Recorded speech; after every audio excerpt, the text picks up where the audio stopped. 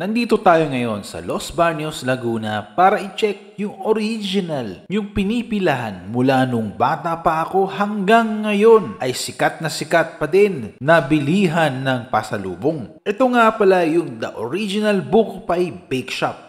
O diba, sa pangalan pa lang, original na.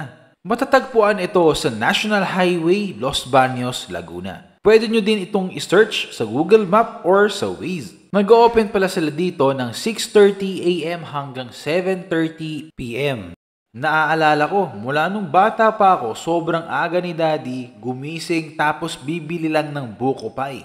Nung minsan nga ay sumama ako, ay grabe nga ang haba ng pila. Kaya ngayon, maaga din kami at buti na lang dahil nung dumating kami, matagal nga ang waiting time nila dahil niluluto pa ang buko pie. Kaya humahaba din ang pila. Advice ko sa mga makakapanood ng video na to, kung kayo ay pupunta at bibili, ay agahan nyo din.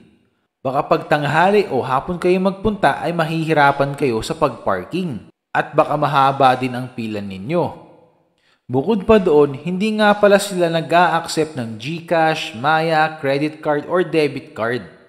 Cash basis lang talaga ang transaction na ginagawa nila. Kaya medyo hassle kapag ikaw yung tipo ng tao na hindi na nagdadala ng cash. Update ko lang din pala kayo sa kanilang price. Sa buko pie nila 270, buko cassava pie 270, tropical pie 270, pineapple pie 270 din. Buko ube pie nila ay 280 tapos yung kanilang yema cake ay 250. Sobrang daming pwedeng mabili dito na pasalubong. Iba't ibang klase, kayo na ang mananawa.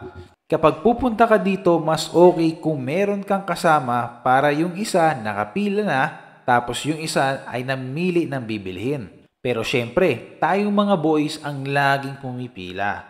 Pero sa amin ngayon, ako ang nagvi-video, si Adel naman ang pumipila.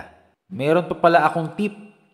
Sa labas ng tindahan nila, madaming nag-aalok ng buko pie.